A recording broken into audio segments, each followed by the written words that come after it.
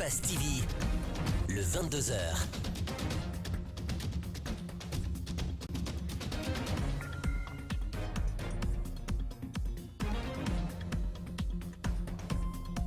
Bienvenue aux 22h. Voici les titres de ce journal.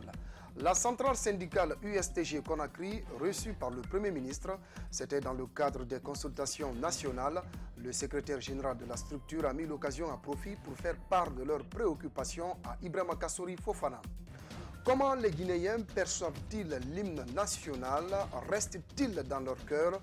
La réponse à ces questions reste partagée, car certains arrivent à peine à bien réciter notre hymne national. Reportage à suivre dans ce 22h. Enfin, en Égypte, des manifestations anti-Sisi de petite ampleur ont eu lieu dans la capitale et dans d'autres villes du pays, mais elles ont été rapidement dispersées par la police.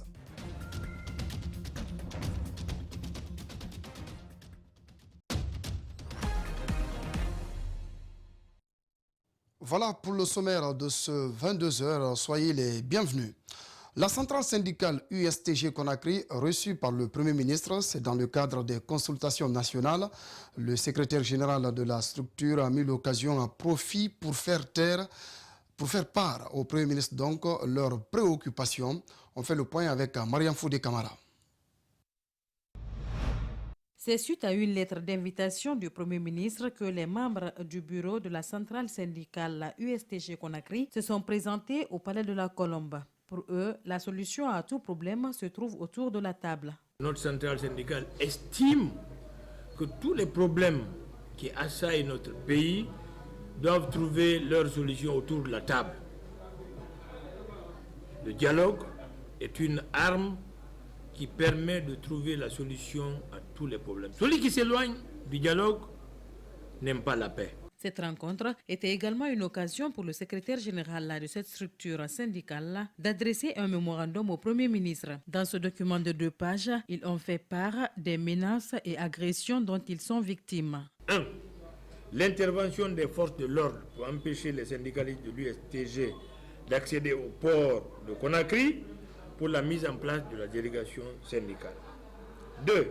L'agression des syndicalistes de l'USTG par des bandits armés avec l'appui de certaines autorités syndicalistes lors de la dernière fête du 1er mai au Palais du Peuple. Mais l'autre faction de l'USTG version Mamou ne digère pas la sortie d'Ablaïso qui aurait dit qu'ils n'ont pas été invités. Le secrétaire général adjoint de l'USTG Mamou rétablit les faits. M. Ablaïso de la FESABA dit que nous, on n'a pas été invités sur le Premier ministre par rapport à la consultation qui est en cours, que c'est eux qui ont été invités et que nous, on est venus accompagner l'USTG. C'est pourquoi je suis venu maintenant avec la lettre originale que le Premier ministre nous a adressée. C'est moi, la confiance ne se renouvelle pas. Mohamed Lamine Camara prévient qu'il n'exclurait pas de porter plainte contre le camp rival en cas de signature de n'importe quel document au nom de l'USTG. Restons avec ces consultations nationales à la primature, avec ce communiqué conjoint des 3 organisations patronales en République de Guinée, notamment le CNPG, le CPEG et le PAG, qui invitent leurs membres à une importante rencontre ce dimanche 22 septembre à 11h à l'hôtel Sheraton. En toile de fond, une concertation suite à la rencontre de ces structures patronales avec le Premier ministre. Le PUSG, entendait partie de l'unité de la solidarité de Guinée, claque la porte de l'opposition républicaine. Sa présidente Hadia Fatou Camara l'a annoncé ce samedi. Elle se dit déçue de ses pairs de l'opposition et se dirigerait vers la mouvance présidentielle. Mamadou Salouba, Aboubakar Din Camara. Candidate malheureuse à l'élection présidentielle de 2010, Hadia Fatou Camara est restée 10 ans dans l'opposition. Mais aujourd'hui, c'est décidé. Elle rejoint la mouvance. J'étais la directrice de la promotion féminine de la plus grande commune de la République, Matoto. J'ai été limogée dans Matoto à cause de ce pauvre parti, parce que j'étais de l'opposition. Et sur ça, vu que l'opposition, depuis 2010, je suis dans l'opposition, et qu'aujourd'hui, jusqu'à aujourd'hui, les principes, les lois, les règles ne sont pas respectées, nous avons opté à être dans l'opposition et dans la mouvance aujourd'hui. En prenant cette décision, elle sait que son nom sera sali, son parti critiqué par ses frères de l'opposition. Mais peu importe, sa décision est prise et elle la justifie. 2010-2015, je suis présenté la législative de Matoto, dont j'ai ramassé 27 000 voix. 27 000 voix, je n'ai pas pu trouver une place à l'Assemblée à cause de l'opposition. C'était-il le bon moment de partir? Elle insinue que l'opposition n'est pas pour l'égalité de sexe et pense qu'à la mouvance, elle trouvera une place, elle et toutes les femmes. Nos droits ne sont pas respectés. Peut-être être avec la mouvance, j'aurai la voix pour parler sur la table de négociation.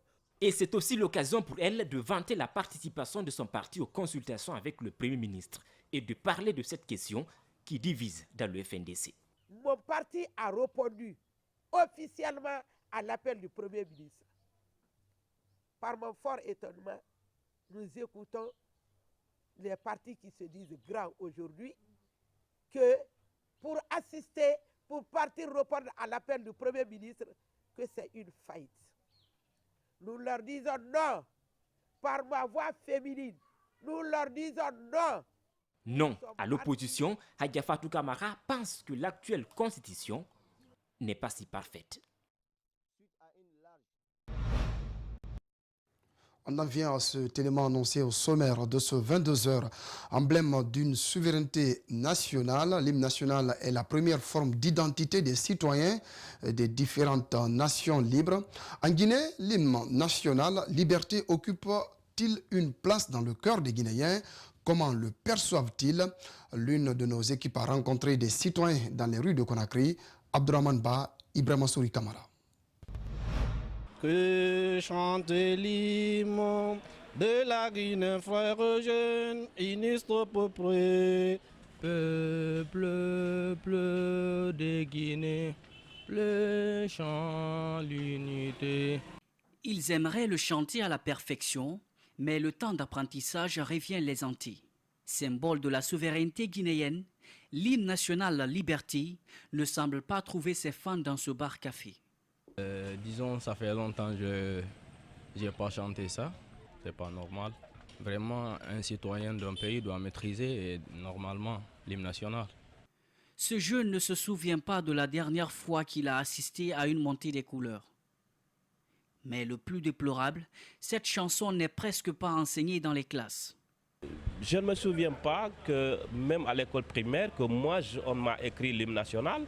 Je l'ai chanté à tue-tête avec les autres, donc je me dis aujourd'hui c'est quelque chose qu'on devrait quand même revoir pour dire aux gens voilà, voilà notre hymne national et surtout enseigner son contenu. Le système éducatif se meurt à petit feu, ses valeurs symboliques avec. Cet intellectuel en est conscient, il ambitionne à rectifier le tir avec ses enfants. Mamadou Bayloba a reconnu une négligence et promet toute son attention à cette valeur nationale, car il trouve anormal qu'un citoyen ne maîtrise pas son hymne national. Un peu, je ne sais pas si même effectivement c'est comme ça, il fallait chanter. Mais normalement, tout un Guinéen, tout un bon Guinéen devrait au moins pouvoir faire cela. En fait, ça n'occupe pas la place qu'il faut, quoi. Cette lacune n'est pas qu'au niveau des citoyens lambda, mais de grands intellectuels se trouvent aussi dans ce lot. Cap sur l'intérieur du pays, à Kindia, les chantiers de construction d'infrastructures scolaires et sanitaires sont à 70%. C'est ce qu'annonce le chef régional de la zone. Ces chantiers sont financés par l'Agence nationale de financement des collectivités locales à travers les 15% issus des fonds miniers. Alseni Bari, Tierno Sadouba. District Golea, à 16 km de Kindia.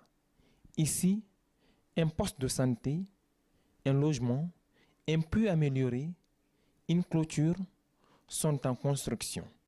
Financées entièrement par l'Agence nationale de financement des collectivités locales, ces infrastructures ont une importance capitale dans la zone, notamment dans l'amélioration des conditions de vie des populations rurales. Avant, pour rallier le poste de santé le plus proche, il faut parcourir 20 à 25 km. Mais aujourd'hui, après l'exécution de ce poste, les soins de santé seront à proximité de la population et à leur portée.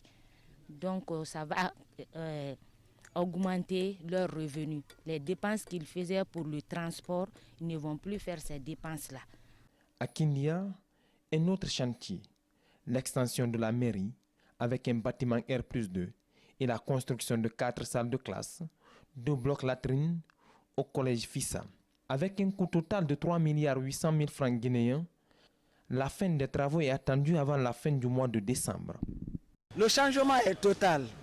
Déjà à partir de la commune urbaine, vous voyez, l'image de la commune a changé, l'image du collège a changé.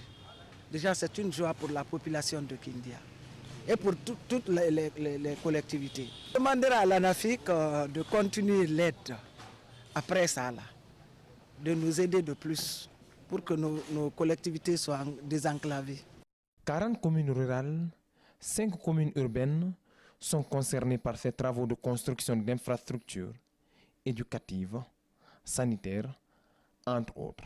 Aujourd'hui, on peut estimer à 70% d'exécution des micro-projets, à 70%.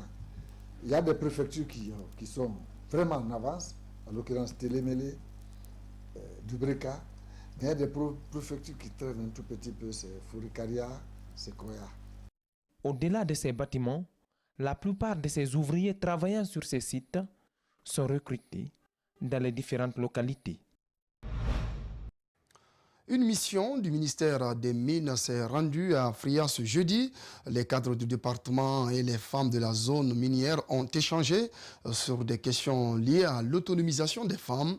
L'occasion a été aussi mise à profit pour les outiller sur le contenu local et les questions liées à l'exploitation minière. Les images de Mohamed Bangoura sont commentées par Abdoulaye Sadio Diallo. L'autonomisation des femmes. Après Télémélé, la délégation du ministère des Mines arrive à la mairie de Fria. Sa mission est claire. Sensibiliser et faire un renforcement de capacité au niveau des femmes impactées dans les zones minières. Et faire la présentation et l'orientation stratégique de notre ministère en termes de l'autonomisation de la femme, du genre et équité, et pour leur employabilité. Les femmes qui sont impactées dans les zones minières, c'est-à-dire leur parler de la politique du contenu local. Le message véhiculé par les formateurs semble bien perçu par les bénéficiaires. Ils sont venus nous faire savoir que tout le monde ne peut pas être directement employé par les sociétés minières, mais que nous pouvons collaborer. Par exemple, nous les femmes, nous pouvons nous organiser en groupement pour faire la teinture, la saponification, l'agriculture et tant d'autres activités. Comme ça, au lieu d'importer les articles du genre de l'extérieur du pays, ils les achèteront avec nous. Pour arriver à une autonomisation des femmes, leur implication est obligatoire. La couche l'a bien compris. On ne peut pas s'asseoir et croiser les bras et attendre tout des sociétés minières. Nous sommes ici donc pour qu'ils nous forment et nous renseignent sur les opportunités que ces entreprises nous offrent. Cette lutte en faveur de l'autonomisation des femmes ne va pas s'arrêter ici. Nouvelle séance de randonnée pédestre pour le bien-être. Ce samedi, ils étaient nombreux à se retrouver dans la commune de Kaloum pour pratiquer cette activité sportive.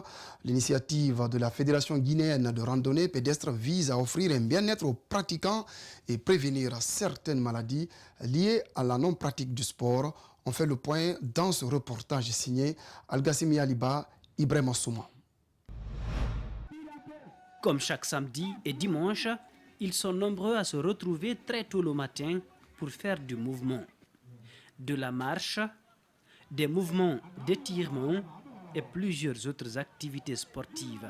La randonnée pédestre est certes pratiquée de façon individuelle habituellement, mais collectivement, c'est une nouveauté en Guinée. Cette discipline est pratiquée en Guinée, mais de manière désordonnée. Nous voudrions la organiser en une fédération qui est déjà faite. Aujourd'hui, nous sommes à Kaloum. Nous sommes à Kaloum et c'est un périple qui va continuer sur les autres communes de Pixine, Matam, Ratoma et Matoto. Plusieurs personnes d'âge différents prennent part à cette initiative de la Fédération guinéenne de la randonnée pédestre pour le bien-être. Chacun pratique ce sport pour une raison bien déterminée. Ça, c'est pour vous encourager. Parce que vous soulevez une situation qui nous aide. Au lieu d'aller à l'hôpital, quand on est habitué à cette pratique, je crois qu'il y aura moins de va-et-vient vers les docteurs. La mairesse de la commune de Kaloum est l'une des invitées de prestige de la séance de ce samedi. Elle apprécie l'initiative et promet de s'impliquer pour que cette discipline sportive connaisse du succès dans sa commune. Pour elle, c'est aussi une question de santé. Nous félicitons cette fédération, nous les encourageons et nous leur disons que nous continuerons.